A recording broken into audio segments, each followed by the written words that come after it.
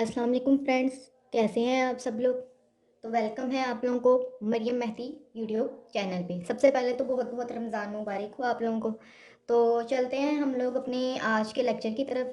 ठीक है, तो उससे पहले मैं आप लोगों को पिछले लेक्चर का थोड़ा सा ओवरव्यू दूंगी। पिछले लेक्चर में मैंने आपको बताया था, हम लोगों ने चैप्टर नंबर 4 स्टार्ट किया था सेकेंड ईयर की बुक का, इंट्रोडक्शन टू एनालिटिकल ज्योमेट्री। ठीक है, उसके अंदर मैंने आपको डेफिनेशन बताई थी कि एनालिटिकल ज्योमेट्री क्या होती है, कोऑर्डिनेट सिस्टम क्या होता है, ओरिजिन क्या होता है। फिर मैंने आपको कुछ नोट्स और ट्रिक्स वगैरह बताई थी। फिर मैं आपको ले गई थी एक्सरसाइज की तरफ कि एक्सरसाइज 4.1 में हम लोगों ने क्या क्या पढ़ा। ठीक है, उसके अंदर हम लोगों ने पहला क्वेश्चन जब किया, उसके अंदर मैंने आपको एब्सिसा के बारे में बताया, ऑर्डिनेट्स के बारे में बताया और लोकेशन वगैरह फाइंड करने का तरीका बताया। फिर उसके बाद हम चले गए थे मिड पॉइंट फार्मूला हम लोगों ने फाइंड किया। मैंने आपको मिड पॉइंट फार्मूला बताया, डिस्टेंस फार्मूला बताया और उसकी मदद से हम लोगों ने क्वेश्चन नंबर 2, 3 एंड 4 किया था। तो आज का जो टॉपिक है ना हमारा, वो भी मिड पॉइंट और डिस्टेंस फार्मूला से ही है, लेकिन बस थोड़ा सा मुख्तलिफ है। और वो भी हम लोग एक्सरसाइज के कुछ क्वेश्चंस करेंगे। तो सबसे पहले तो हम एक्सरसाइज का क्वेश्चन नंबर 5 करते हैं। ठीक है, तो क्वेश्चन नंबर 5 में स्टेटमेंट क्या है, the mid point of the sides of triangle are 1, -1, -4, -3 and -1, 1। Find the ordinates of the vertices of triangle. अब चूंकि ये जो क्वेश्चन था ये है तो इजी था, लेकिन ये थोड़ा लेंथी था और थोड़े से बीच में ट्रिक्स लगनी थी। तो इस वजह से मैंने सोचा कि मैं आप लोगों को खुद करवाऊँ। ठीक है, तो सबसे पहले उसने हमें क्या गिवन है, हमें स्टेटमेंट के अकॉर्डिंग हमें गिवन है कि हम लोगों ने मिड पॉइंट जो सा वो हम लोगों ने वो गिवन है हमें ट्राइंगल के मिड पॉइंट 1, -1, -4, -3 और -1, -1। ठीक है, ये हमें ट्राइंगल के मिड पॉइंट भी गिवन है। ठीक है, तो हमने इन मिड पॉइंट्स को यूज़ करते हुए हम लोगों ने अपने ट्राइंगल के वर्टिसेस पॉइंट करने हैं। तो सबसे पहले तो हम एक ट्राइंगल क्रिएट करते हैं। यहाँ पर हमने ट्राइंगल बनाई ABC। ठीक है, अब चूंकि हमें ABC के वर्टिसेस नहीं पता, हमें इसके एलिमेंट्स अंदर जो से ऑर्डर पेयर वो नहीं पता, तो इस वजह से हम लोगों ने A का x1 y1, B का x2 y2 और C का x3 y3 ले लिया। और फिर हम लोगों ने कहा कि ई एफ और डी जोन्स है, ये मिड पॉइंट्स हैं इस ट्रायंगल के साइड्स के। ठीक है, ई मिड पॉइंट है ए बी का, एफ मिड पॉइंट है ए बी का और डी मिड पॉइंट है बी सी का। ठीक है, तो वही मैंने यहाँ पे लिखा है कि let A is equal to x1 y1, B is equal to x2 y2 and C x3 y3 B the 3 vertices of triangle. वही बात जो अभी मैंने आपको यहाँ पे बताई है। ठीक है, और ई एफ जी जोन से हैं वो, ई एफ और डी जोन से वो ए बी सी के मिड पॉइंट्स हैं। ठीक है, तो हम लोगों ने अब इनमें से कोई एक मिड पॉइंट लिया और उसको सॉल्व करके हम लोग क्वेश्चन सॉल्व करते हैं। ठीक है, now let D is equal to 1, -1 is the mid point of B C. ये देखें, डी जो है वो किसका मिड पॉइंट है, बी सी का। तो हम लोगों ने कहा let D is equal to 1, -1 is the mid point of B and C, then by simply using mid point formula. अब मैंने आपको लास्ट लेक्चर में बताया था कि मिड पॉइंट फार्मूला क्या है। मिड पॉइंट फार्मूला क्या है हमारा, कि let we have two points x1 y1 and b x2 y2, then mid point of A B is equal to m is equal to x1 plus x2 divided by 2 and y1 plus y2 divided by 2। तो वही हम लोग यहाँ पे formula use करेंगे। अब mid point चूंकि D है तो हम लोगों ने यहाँ पे डी लिखा, डी इज इक्वल टू, अब देखो बी और सी का मिड पॉइंट था। ठीक है, तो बी यहाँ पे क्या है हमारा x2 y2 और सी हमारा क्या है x3 y3। ठीक है, तो इसका फर्स्ट x वाला एलिमेंट और इसका x वाला एलिमेंट ऐड किया और 2 से डिवाइड कर दिया, यानी x2 plus x3 divided by 2 और y2 plus y3 divided by 2।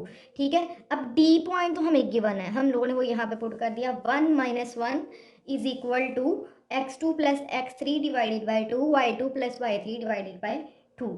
ठीक है, अब क्या है कि अगर हमारे पास ना, ये देखें, if two order pairs are equal then they have same abscissa and ordinates.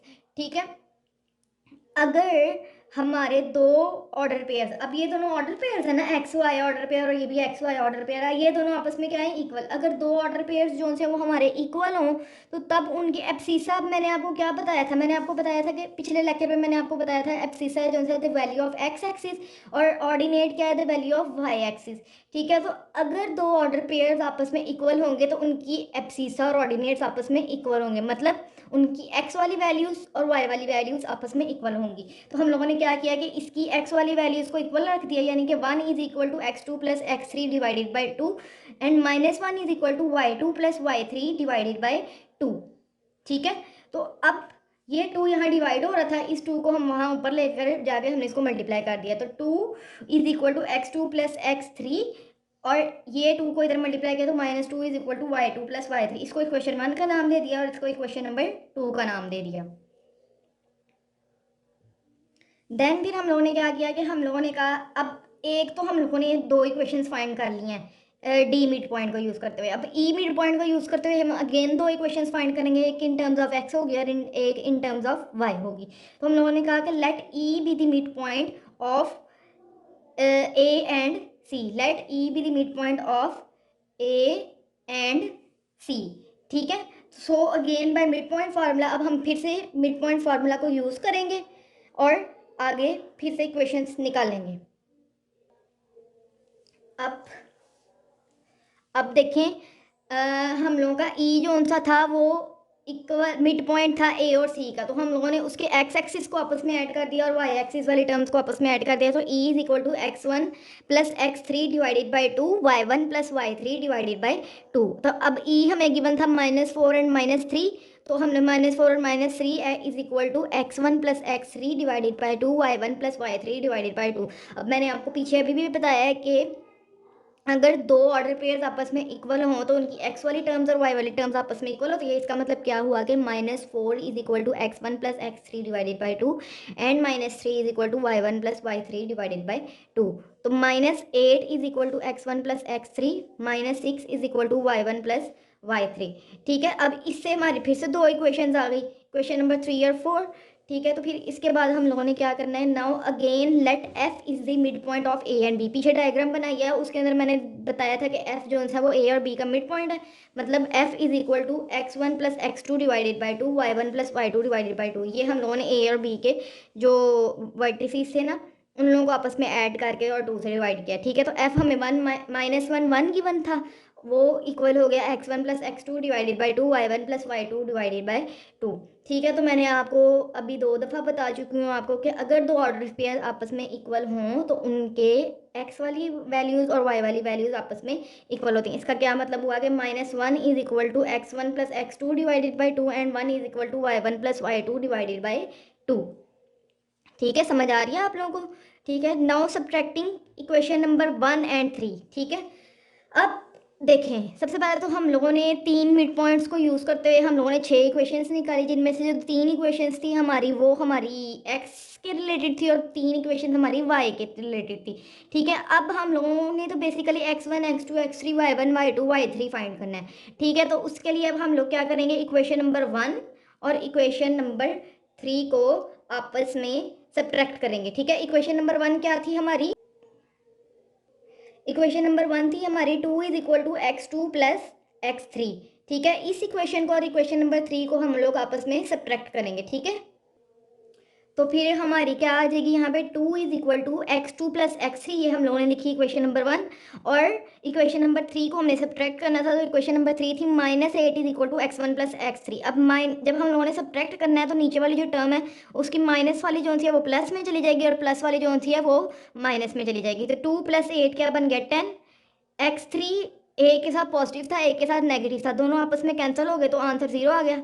ठीक है, तो यहाँ से प्लस वाली टर्म थी ये माइनस में चलेगी, तो x2 माइनस x1, तो ये अगेन एक इक्वेशन नंबर 7 आ गई। अब हम लोगों ने क्या करना है, अब देखें इसके अंदर कौन कौन से वेरिएबल्स यूज़ हैं, x1 और x2, और इक्वेशन नंबर 5 में कौन से यूज़ हैं, x1 और x2।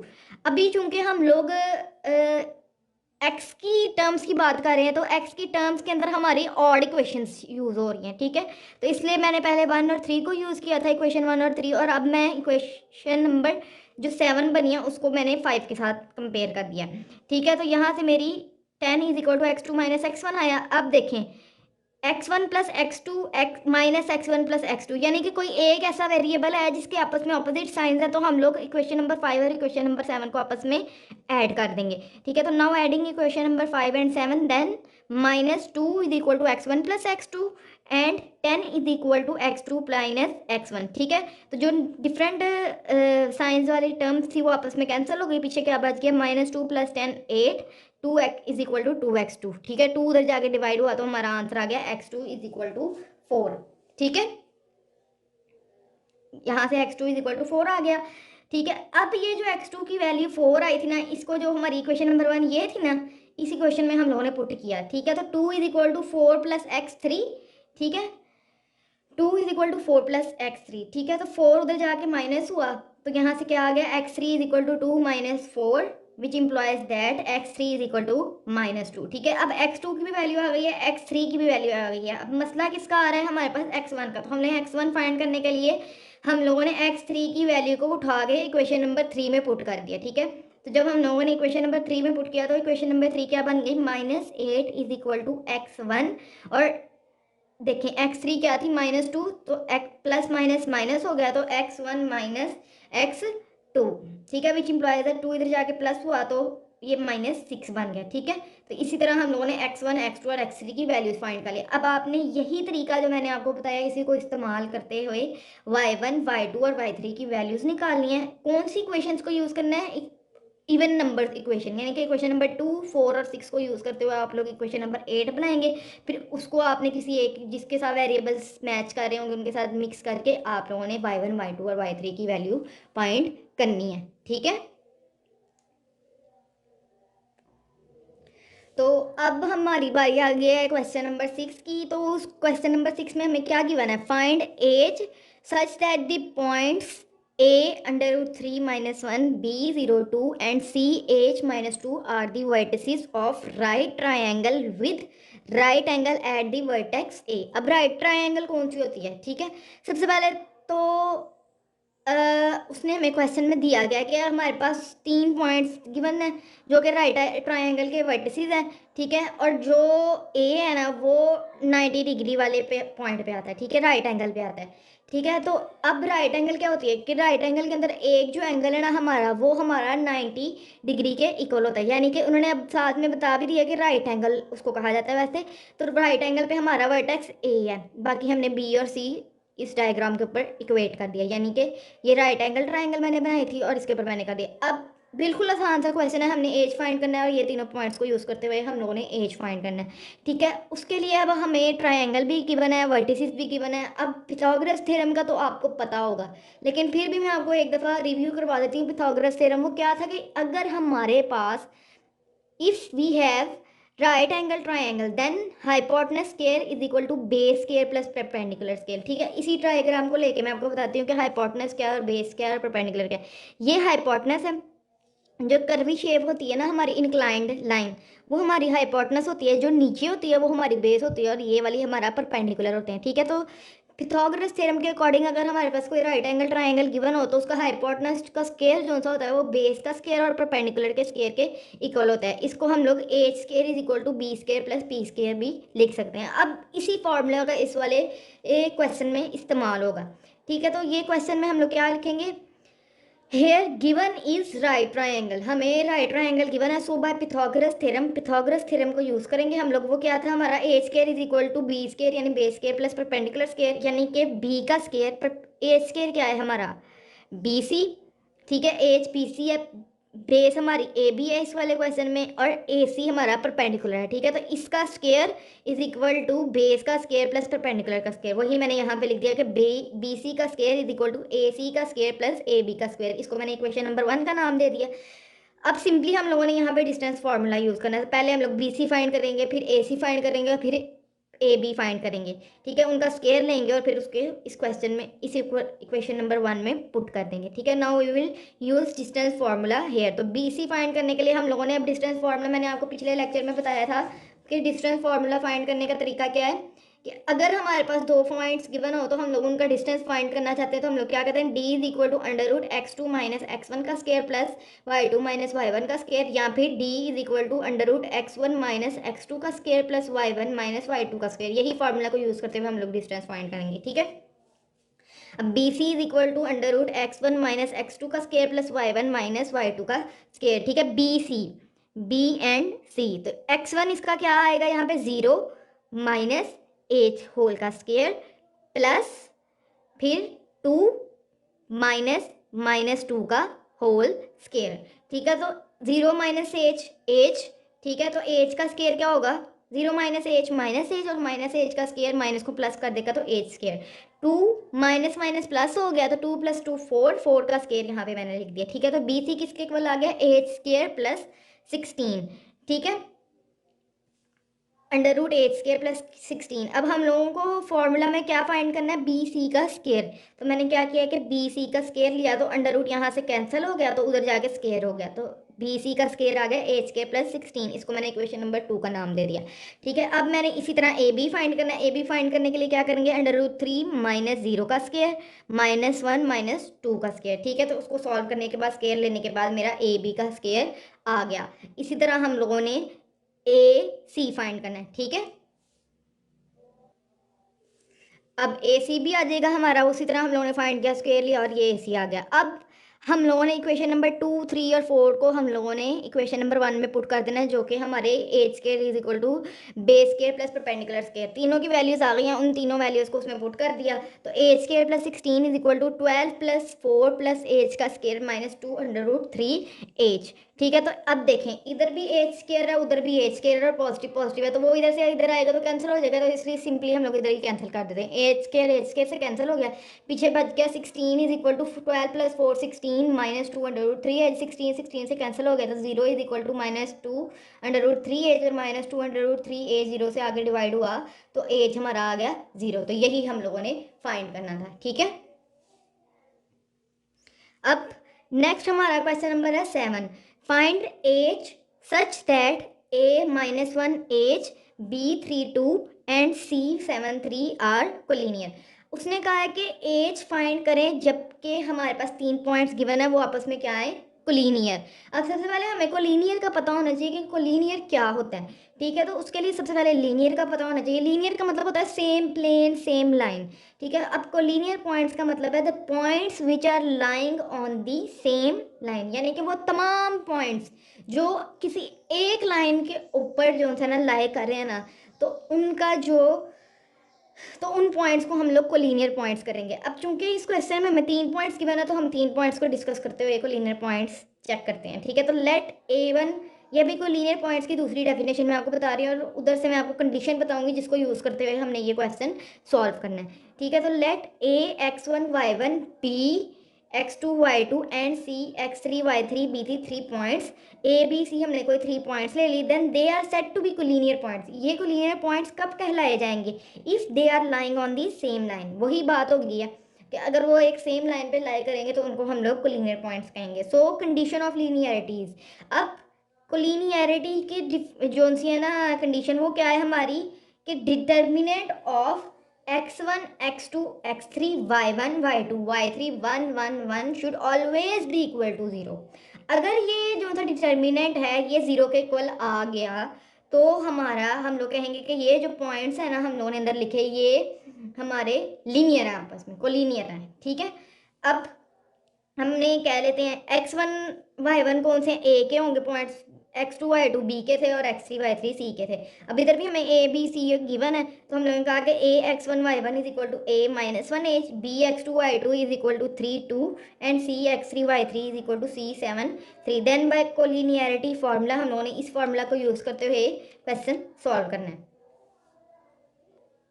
तो हम लोगों ने क्या किया, हम लोगों ने यहाँ पे a के जो x वाला कॉफिशेंट था वो हम लोगों ने इधर पुट कर दिया -1, ठीक है, और y वाला यहाँ पे लिख दिया h, फिर b का लिख दिया और फिर c का लिख दिया और 1 1। अब ये 0 के इक्वल हैं क्योंकि ये तीनों पॉइंट्स आपस में कोलिनियर है। तो हम लोगों ने डिटर्मिनेंट फाइंड करना है -1, यानी कि अब पहला पॉइंट ये डिटर्मिनेंट आप लोगों ने फर्स्ट ईयर की बुक में पढ़ा था चैप्टर नंबर 3 में, लेकिन एक दफ़ा फिर बता देती हूँ -1 ठीक है, अब -1 मैंने लिया ना, तो ये वाली लाइन और ये अपर वाली लाइन जो है कैंसिल हो जाएगी, तो पीछे जो बच जाएगा वो मैंने डिटर्मिनेंट में लिख दिया है, यानी कि 2 1 3 1, फिर जब इधर प्लस इधर माइनस, फिर नेक्स्ट प्लस फिर माइनस, यानी कि अब इस वाली टर्म के साथ माइनस आना है, माइनस एज। अब एज वाली ये वाली लाइन और ये वाली लाइन को रिमूव करके 3 1 7 1 बचेगा, फिर +1।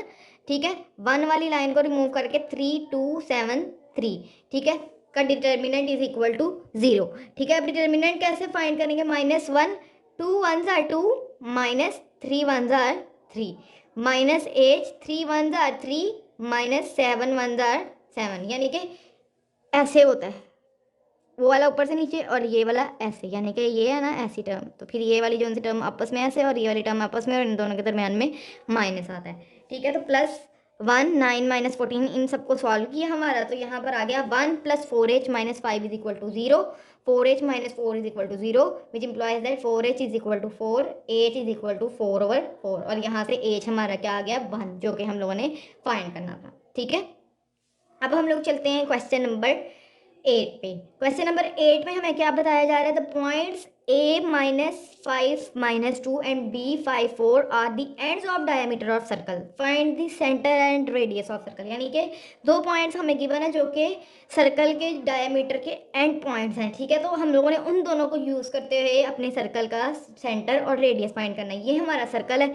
ये दो पॉइंट्स हमें गिवन है a और b, ये दोनों जो उनसे डायमीटर क्या होता है कि जो हमारे सर्कल को दो पार्ट्स में कट कर देता है। ठीक है, यानी कि हाफ सेमी सर्कल जितना होता है ना, सेमी सर्कल में बनाने के लिए अगर हम लोग डायमीटर मिड पॉइंट यानी मिड लाइन जो सी है ना सर्कल की, वो हमारा डायमीटर होता है। ठीक है, तो अगर डायमीटर को दो पार्ट्स में कट कर देंगे तो एक पार्ट जो सा उसका होगा वो सिंगल पार्ट उसका सेमी सर्कल कहलाता है। ठीक है, तो हम लोगों को अब क्या गिवन है, we are given the ends of the diameter of circle, दो एंड पॉइंट्स हमें गिवन है। ठीक है, and we have to find the centre and radius of circle. ठीक है, ये हम लोगों ने फाइंड करना है। So since the mid point of diameter A B is the centre of circle, अब सेंटर ऑफ सर्कल क्या होता है, डायमीटर को अगर हम लोग दो पार्ट्स में डिवाइड कर देना तो उसके बाद जो सेंटर पॉइंट होता है ना उसका, वो हमारा मिड पॉइंट होता है। ठीक है, तो अब हम लोगों ने मिड पॉइंट फाइंड करना है। ठीक है, तो मिड पॉइंट को सिंपली हम लोगों ने मिड पॉइंट फार्मूला यूज करना है, सी इज इक्वल टू सेंटर। अब हम लोगों ने मिड पॉइंट वाला जो टर्म है उसको सी कह लिया, तो C is equal to formula use कर लिया x1 + x2 divided by 2, y1 + y2 divided by 2, ये मैंने मिड पॉइंट फॉर्मूला लिख लिया। अब मैंने कहा कि a x1 y1 is equal to a -5 - 2, b x2 y2 is equal to b 5 - 4। ठीक है, अब इन दोनों को मैंने इस इक्वेशन में पुट करना है और मैंने सेंटर फाइंड करना है। तो जब मैंने इक्वेशन में पुट किया तो मेरी इक्वेशन 1 क्या बन गई, c is equal to -5 + 5 divided by 2, comma -2 + -4 divided by 2, तो c हमारा 0/2 कोमा -6/2, जो कि आ गया c is equal to 0 -3 is the centre of circle. ठीक है, अब हम लोगों ने रेडियस फाइंड करना है। ठीक है, रेडियस क्या होता है, हमारा हाफ ऑफ डायमीटर, डायमीटर को अगर हम लोग हाफ कर देना तो वो हमारा रेडियस होता है। ठीक है, तो radius is the of the circle is the half of the diameter of circle. ठीक है, अब ए बी हमारा पॉइंट था और इसका मिड पॉइंट हमारा आ गया सी, तो ए बी को दो पॉइंट्स में कब डिवाइड करेंगे, जब उसके मिड पॉइंट को तक एक पॉइंट लाइन होगी और दूसरी लाइन जो थी हमारी मिड पॉइंट से दूसरे एंड तक होगी, यानी कि C A is equal to B C is equal to 1/2 A B. तो फिर से हम लोगों ने डिस्टेंस फार्मूला यूज़ करना है, तो ए बी हमारा आ जाएगा वही दोनों पॉइंट्स को यूज़ करते हुए ए बी हमारा 2/√6 आ गया। अब हम लोगों ने क्या कहा था कि रेडियस जो है वो किसके इक्वल है, C A is equal to B C is equal to 1/2 A B, यानी कि हाफ ऑफ ए बी, तो 1/2 और ए बी हम लोगों ने फाइंड कर लिया डिस्टेंस फार्मूला को यूज़ करते हुए, तो 2/26, 2 से कैंसिल हुआ, तो हमारा रेडियस क्या आ गया, √26, which is the radius of circle. ठीक है, उम्मीद है इतना आप लोगों को समझ आया होगा। ठीक है, अब नेक्स्ट क्वेश्चन की तरफ चलते हैं, वो क्या है हमारा, find H such that the points A h1 b 2 7 and c -6 and -7 are the vertices of right triangle with right angle at vertex A. Same to same ये क्वेश्चन जो था हम लोगों ने क्वेश्चन नंबर 6 किया था ना, सेम ये क्वेश्चन जो था वही वैसा ही है, आप लोगों ने वैसे ही फाइंड करना है। ठीक है, ए बी सी लिखा हुआ है, आप लोगों ने पिथागोरस थ्योरम को यूज़ करते हुए एज फाइंड कर लेना है। ठीक है, अब चलते हैं क्वेश्चन नंबर 10 की तरफ। A quadrilateral has the points A 9 3, B -7 7, C -3 7 and D 5 -5 as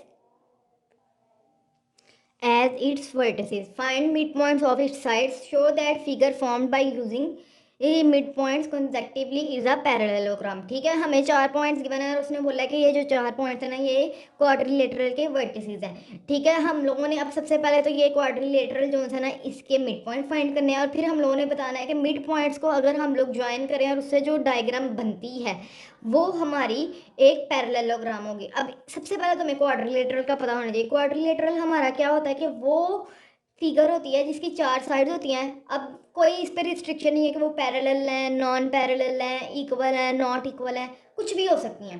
ठीक है, तो हम लोग को क्वाड्रिलेटरल गिवन है। In this question we are given a quadrilateral with points A B C and D. Now we have to find the mid points of its sides. ठीक है, हम लोगों ने इसके मिड पॉइंट्स फाइंड करनी है। हम लोगों ने क्या लिया कि लेट ए बी यानी कि A B B C C D and D A are the sides of equilateral triangle. ठीक है, अब हम लोगों ने इस डायग्राम के ऊपर उसके हर साइड के मिड पॉइंट को प्लॉट कर दिया, यानी कि पी क्यू आर एस हम लोगों ने मिड पॉइंट्स कह लिए। यानी पी को मैंने कहा ए बी का मिड पॉइंट, क्यू को मैंने कहा बी सी का, आर को मैंने सी डी का और एस को मैंने डी ए का। तो वही मैंने यहाँ पे लिखा कि let P Q R and S are the mid points of A B B C D and D A. So by simply by using mid point formula हम लोगों ने यूज़ करना है। हम लोगों ने कहा कि लेट जो सा पी जो है ना वो हमारा मिड पॉइंट है ए बी का, तो P is equal to A B का मिड पॉइंट है। ठीक है, ए बी का मिड पॉइंट है, यानी कि एक्स टर्म को एक्स से माइनस किया over 2 comma 3 minus 7 3 plus 7 divided by 2। ठीक है, तो यहाँ से हमारा पी आ गया। इस तरह आपने क्यू फाइंड करना है, आर फाइंड करना है और एस फाइंड करना है। पी क्यू आर एस आप लोगों ने जब फाइंड कर लिया ये सारे हमारे पास पॉइंट्स आ गए। अब इन सब को यूज़ करते हुए हम लोगों ने अब मिड पॉइंट्स तो हम लोगों ने फाइंड कर लिए हैं। अब इन सब को हम लोगों ने यूज़ करके उसने दूसरा क्वेश्चन जो पूछा है कि ये प्रूफ करें कि ये जो मिड पॉइंट्स आए हैं ये इन सबको ज्वाइन करने से जो डायग्राम बनती है वो हमारी पैरेललोग्राम है। तो अब उसको नेक्स्ट हम लोग प्रूफ करेंगे। ठीक है, पैरेललोग्राम क्या होती है कि जिसकी दो साइड्स की लेंथ जो होती है वो दूसरी यानी इस साइड की लेंथ इस साइड की लेंथ के इक्वल है, इस साइड की लेंथ इस साइड की लेंथ के इक्वल होता है। लेकिन ये अपवर्ड वाली पैरेलल होती है और ये लोअर वाली पैरेलल होती है, यानी रेक्टेंगल जैसी होती है, बस थोड़ा सा मुख्तलिफ होती है। ठीक है, तो हम लोगों ने क्या प्रूफ करना होता है कि पी क्यू जोन्स है। अगर हम लोगों ने पैरेललोग्राम को प्रूफ करना है ना तो हम लोग प्रूफ करना है कि पी क्यू जोन्स है वो आर एस के इक्वल है। ठीक है, और आर क्यू जोन्स है ना वो हमारा पी एस के इक्वल है। ठीक है, तो हम लोगों ने क्या लिखा, now we have to show that P Q R S are the vertices of parallelogram. So we have to show that P Q is equal to R S and Q R is equal to P S. यही मैंने आप लोगों को भी बताया। तो हम लोगों ने क्या करना है, so by distance formula P Q find करेंगे, आर एस फाइंड करेंगे। ठीक है, देखिए मैंने पी क्यू और आर एस फाइंड किया तो मेरे दोनों टर्म्स इक्वल आ गई।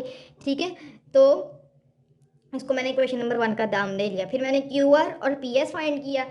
ठीक है, और मैंने इन दोनों इससे मेरा देखें दोनों टर्म्स इक्वल आ गए, तो मेरे ये दोनों टर्म्स इसको मैंने इक्वेशन नंबर 2 का नाम दे लिया। ठीक है, तो इक्वेशन नंबर 1 और इक्वेशन नंबर 2 से हमें क्या पता चल रहा है कि P Q R S are the vertices of parallelogram.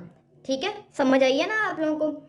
ठीक है, अब नेक्स्ट क्वेश्चन क्या है, find A such that the quadrilateral with vertices A -30 B 1 -2 C 50 and D 1 8 is parallelogram. ठीक है, इज इट स्क्वायर। ठीक है, ये सेम टू सेम जो अभी मैंने क्वेश्चन आपको कराया ना वैसे ही आप लोगों ने ये खुद करना है। बस एंड वही यहाँ तक प्रोसीजर ये सारा आपका यही है। बस एंड पे जाके हमारा क्या होगा कि ये जो साइड है ना पी क्यू आर एस और क्यू आर और पी एस ये सारी आपस में इक्वल आ जाएंगे, तो हम लोग कह देंगे कि ये स्क्वायर की साइड्स हैं। ठीक है, हम नेक्स्ट क्वेश्चन क्या है, if two angle are A -3 and B 30 find the third vertex, how many of these triangles are possible. सबसे पहले तो उन्होंने हमें दिया है कि 2 वर्टेक्स हमें गिवन है इक्विलेटरल ट्राइंगल के और हम लोगों ने तीसरा वर्टेक्स फाइंड करना है। और साथ में उसने पूछा है कि जब आप तीसरा वर्टेक्स फाइंड करेंगे तो उससे कितने ट्राइंगल्स पॉसिबल हैं, तो वो हम लोगों ने फाइंड करना है। ठीक है, तो इक्विलेटरल ट्राइंगल कौन सी होती है, सबसे पहले इक्विलेटरल ट्राइंगल का पता होना चाहिए। इक्विलेटरल ट्राइंगल वो होती है जिसको तीनों साइड्स आपस में इक्वल होती हैं। तो वही मैंने बताया कि a triangle whose all the 3 sides are equal is called equilateral triangle. ठीक है। ये हमने कोई इक्विलेटरल ट्रायंगल ड्रॉ कर ली जिसका ए पॉइंट और बी पॉइंट हमें गिवन है और सी हमने फाइंड करना है। ठीक है, तो हमने कहा let A B C are the vertices of equilateral triangle. C को मैंने ए बी पॉइंट दे दिया क्योंकि हमने ये फाइंड करना है। ठीक है, तो इक्विलेटरल ट्रायंगल क्या है, जिसकी तीनों साइड्स इक्वल होती हैं, यानी कि ए बी बी सी और सी ए आपस में बराबर होंगे। तो वही मैंने यहाँ पे लिख दिया। So by definition of equilateral triangle A B is equal to B C is equal to C A. Now simply using distance formula use करते हुए आप लोगों ने ए बी फाइंड करना है, फिर आप लोगों ने बी सी फाइंड करना है और फिर आप लोगों ने सी ए फाइंड करना है। ठीक है, तो फिर अब देखें, इसको इक्वेशन नंबर 1 का नाम दे लेना है, इसको इक्वेशन नंबर 2 का, और इसको इक्वेशन नंबर 3 का। फिर हम लोगों ने सिंपली 2 और 3 को यूज़ करना है। Now by using equation number 2 and 3 by the definition in equation number A. Equation number A में हमें क्या बताता है कि ए बी बी सी के इक्वल है और बी सी सी ए के और सी ए बी के, और ये तीनों टर्म्स आपस में इक्वल है। तो हम लोगों ने कहा कि बी सी जो था वो सी ए के इक्वल है, हमने उसको यूज़ किया। तो बी सी क्या था हमारा, √9 + a square minus 6a + b square is equal to C A. हमारा क्या था, 9 + a square + C A + b square, under root से कैंसिल हो गया। ठीक है, तो यहाँ से हमारा बच गया 9 + a square minus 6a + b square is equal to 9 + a square + 6a + b square. 9 और a स्क्वायर और b स्क्वायर सेम दोनों तरफ से, तो वो कैंसिल हो गया, पीछे बच गया -6a + 6a which implies that 0 is equal to 6a + 6a which implies that 12a is equal to 0 which implies that a is equal to 0। ठीक है, फिर हम लोगों ने क्या करना है, इक्वेशन नंबर 1 और इक्वेशन नंबर 2 को यूज़ करना है। तो वो क्या कहते हैं, हमारा ए बी जो है वो बी सी के इक्वल है, यानी 6 is equal to √9 + a square minus 6a + b square. Square ले लिया दोनों तरफ, तो यहाँ से हमारा आ गया 36 is equal to 9 + a square minus 6a + b square. अब हमारा a 0 के इक्वल है ना, इक्वेशन नंबर 4 में हमने उसको कहा है। तो a अगर 0 के इक्वल है तो उसको मैंने इधर पुट किया, तो मेरा आ गया 36 - 9 is equal to B square, 27 is equal to B square, b is equal to plus minus √27, b is equal to plus minus 3 यानी कि दो वैल्यूज हमारे आ गई। Now we have 2 vertices. अब दो वैल्यूज आ रही है ना हमारी, तो हमारे पास कौन से दो वर्टिसेस आ गए हैं, A B is equal to 0 3√3 and A B is equal to 0 - 3√3। अब इस क्वेश्चन में उसने दूसरा सवाल ये पूछा था कि कितने ट्राइंगल्स पॉसिबल होंगे। तो अब चूंकि हमारे पास दो पॉइंट्स आ गए हैं ना बी पे, इसका मतलब क्या हुआ कि हमारे पास दो ट्राइंगल्स जो थे वो पॉसिबल है। So two triangles are possible here. वो पहले तो हमारी ये थी सी ए वाली, अब -3√3 है तो वो इसका ऑपोजिट नीचे ही आ जाएगा, यहाँ नीचे की तरफ आ जाएगा, इसका रिफ्लेक्शन आएगा। ठीक है, डाउनवर्ड डायरेक्शन में इसी ट्राइंगल का रिफ्लेक्शन आ जाएगा, तो डायग्राम कुछ इस तरह बन जाएगी। उम्मीद है आप लोगों को मेरे आज का लेक्चर समझ आया होगा। आज हम लोगों ने क्वेश्चन नंबर 5 से क्वेश्चन नंबर 12 तक कुछ क्वेश्चंस किए थे मिड पॉइंट फार्मूला वगैरह को यूज़ करते हुए।